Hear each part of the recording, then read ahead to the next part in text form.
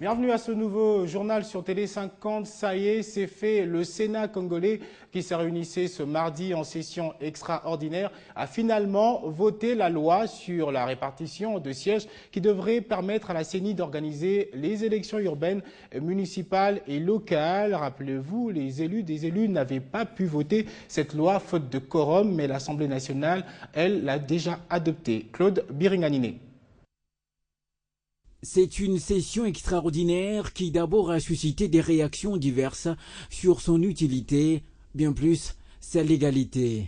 Mais selon le président du Sénat, c'est une décision qui se fonde bel et bien sur les articles 100 et 116 de la Constitution.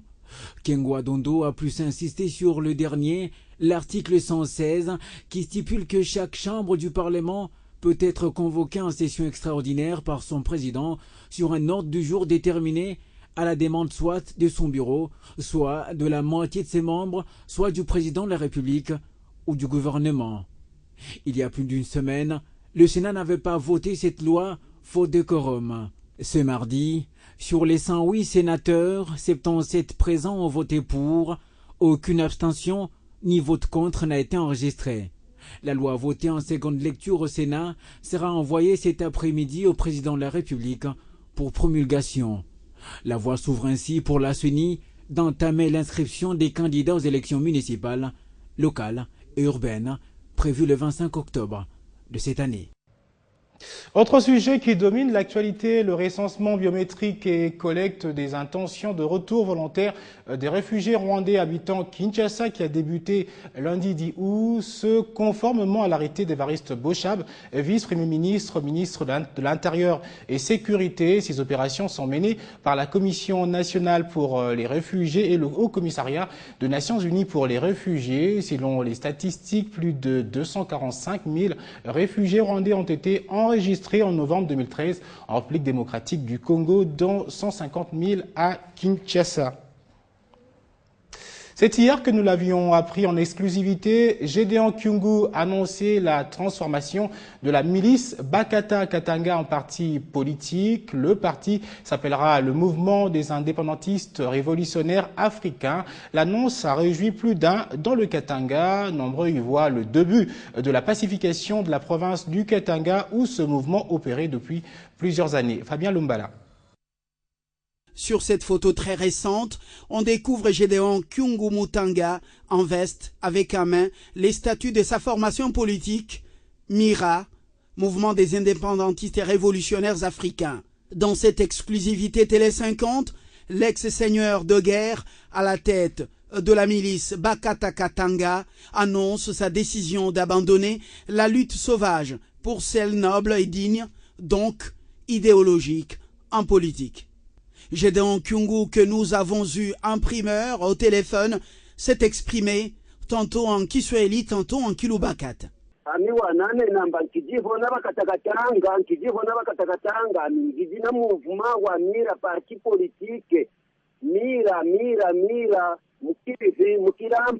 Mouvement des indépendantistes et révolutionnaires africains. Nicolas Mbayoka devient le secrétaire général de ce mouvement, tandis que le statut de M. Kazadi, le commandant de la milice, n'est pas encore très bien défini. Oui, je confirme la nouvelle dont moi-même je suis le secrétaire général. Du coup, l'annonce de cette nouvelle suscite des réactions très positives dans les milieux des leaders de l'ex-Katanga. C'est une très bonne information, et elle est encourageante. Vous savez, notre pays n'a plus besoin du sang versé. La triste expérience du Nord Kivu, de l'Est en général, devrait nous faire réfléchir. Donc, si M. Gédéon Kyungu a pris une telle décision, d'abord il faut remercier la diplomatie silencieuse du chef de l'État. En soi, je salue l'engagement patriotique de M. Gédéon Kyungu. À ce jour qu'il décide de se muer en parti politique, d'autant plus que nous avons besoin de la paix. Le nom de notre pays le dit République démocratique du Congo et c'est la démocratie. La démocratie, on n'obtient pas le pouvoir par les armes. C'est un débat d'idées, que par un dialogue, nous obtenons le pouvoir. Et si aujourd'hui, il a accepté et il a compris que ça ne sert à rien de faire résonner les armes, de faire couler le sang de ses propres frères, et qu'il a décidé de se muer en parti politique, bienvenue. Gédéon Kyungu Mutanga est-il revenu au bon sens? Quel sera justement le véritable cheval de bataille de son combat politique? Avec un combat politique, les gens vont nous écouter. Nous sommes en train de nous battre. On s'est battu d'abord pour les Katanga à cause que, vous voyez, les Katanga, c'est une province la plus riche, mais si vous voyez, c'est la population la plus pauvre de cette planète. Cette décision pourra-t-elle dédouaner le chef des Bakata Katanga des poursuites judiciaires? Difficile d'y répondre, Iketnonk par l'affirmative. On reste sur ce sujet avec un invité sur ce plateau, les députés national Pico Mwepu. Bienvenue. Bonjour. Alors vous êtes élu de Malémankoulou, une contrée qui a subi aussi des effets collatéraux des attaques de ce mouvement. Comment aviez-vous accueilli la nouvelle? D'abord, je remercie Télé 50 pour l'occasion qu'elle nous donne, en fait que nous puissions remercier les négociations secrètes qui ont abouti à la reddition de ces groupes, de ces milices. Et comme vous le savez, cette milice a fait couler beaucoup d'encre dans cette partie qu'on a appelée Triangle de la Mort. C'est environ plus de 500 000 réfugiés déplacés internes par rapport à cette situation de Bakata Katanga. Donc ça devenait une honte, ça freinait même les développements. Donc pour vous, c'est une bonne nouvelle? Une très bonne nouvelle pour le pays, pour la paix et pour la modernité du président de la République. Qu'est-ce que ça va changer pour la population de cette partie du pays? Il y aura des changements puisqu'il y a eu beaucoup de morts, il y a eu des déplacés internes, dont cette population va rentrer dans leur milieu et s'occuper de leurs champs pour participer à la production et au développement du pays. Je pense que c'est une bonne nouvelle. Vous n'oubliez pas, là où c'est dit la paix, c'est déjà une bonne occasion qu'il faut saisir.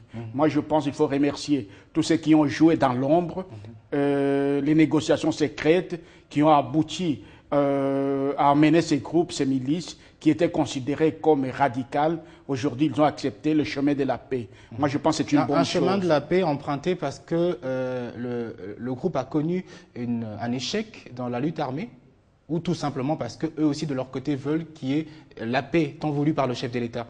Donc, moi, je pense qu'il faut remercier notre gouvernement. Même le président de la République, il n'avait pas voulu utiliser trop la force. Il avait privilégié les négociations. Oui, mais les négociations. Ça devient monnaie et c'est pour là où on peut économiser les vies humaines. Si on utilise la force, l'arme, vous savez, les dégâts collatéraux. Mais le président avait privilégié des négociations secrètes. Et voilà les résultats. Nous avons économisé la perte en vies humaines. Nous avons économisé d'autres dégâts qui peuvent surgir du fait des affrontements. Moi, je pense que c'est une bonne chose. Une dernière préoccupation, ça devient monnaie courante, monsieur le député. Tout le monde prend les armes pour réclamer et après, on devient parti politique. Et ce qu'on a causé comme tort aux autres, qu'est-ce qu'on fait? Oui, moi, je pense que ce n'est que justice. Dans ce pays, ce n'est pas la première milice.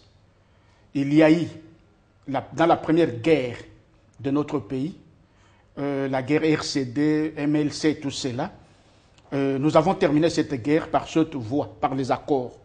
Et cette guerre est finie, nous avons la paix. Je crois que si on peut encore accorder la chance à la paix dans ce sens-là, mais cela n'exclut pas la justice. La justice va suivre sa voie normalement pour vraiment consolider la paix.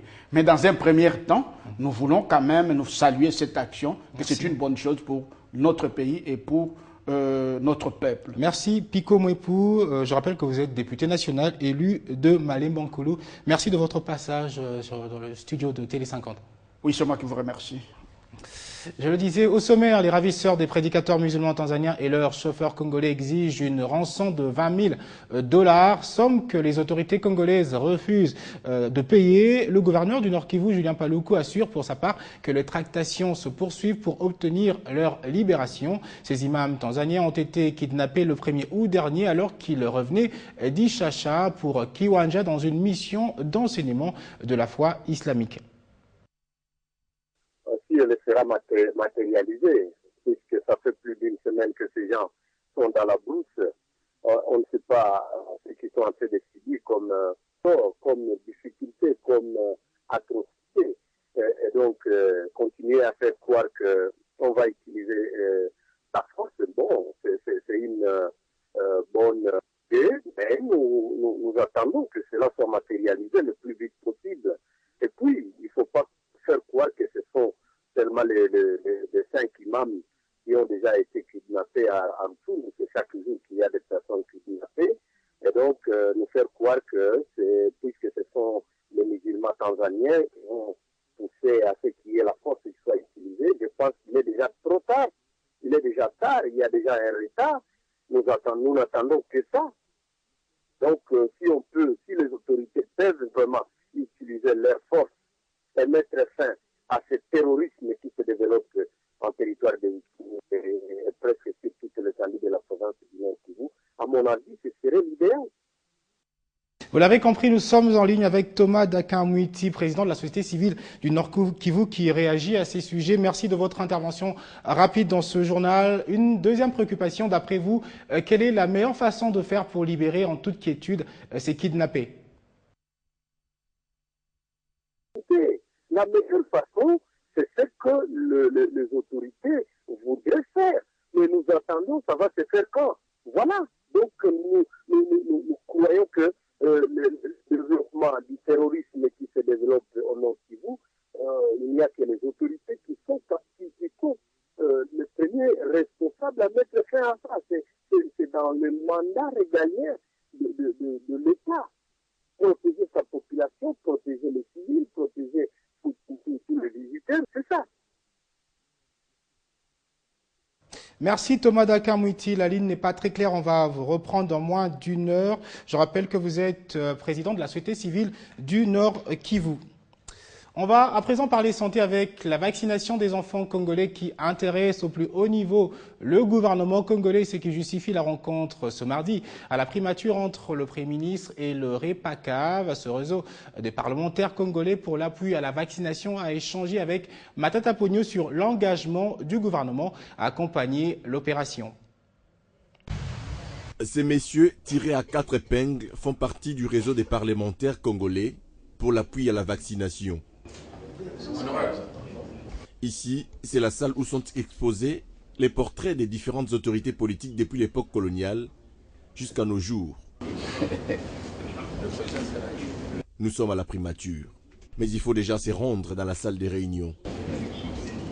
Une fois dans la salle, on peut voir le ministre de la Santé. Il s'agit bien évidemment de son secteur. Et c'est...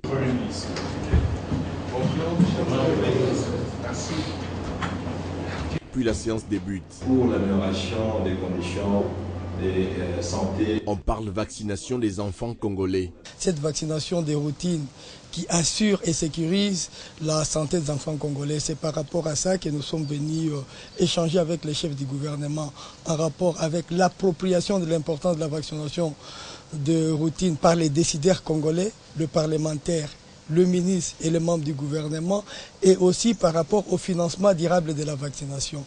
Pour ces réseaux, l'opération est salvatrice, d'où cette séance de travail qui implique directement les gouvernements. Nous sommes le premier pays africain à avoir côte à côte le membre du gouvernement et les députés nationaux sur une question aussi importante que la question de la vaccination. Et cette question, ce n'est pas tout simplement pour le financement, mais aussi pour les plaidoyer, pour l'appropriation de l'intérêt de la vaccination. À la fin de la rencontre, ce sont des visages très détendus qui quittent la primature. Apparemment, la démarche a obtenu gain de cause. La vaccination des routines qui assure et sécurise la santé des enfants va se poursuivre sans embâche.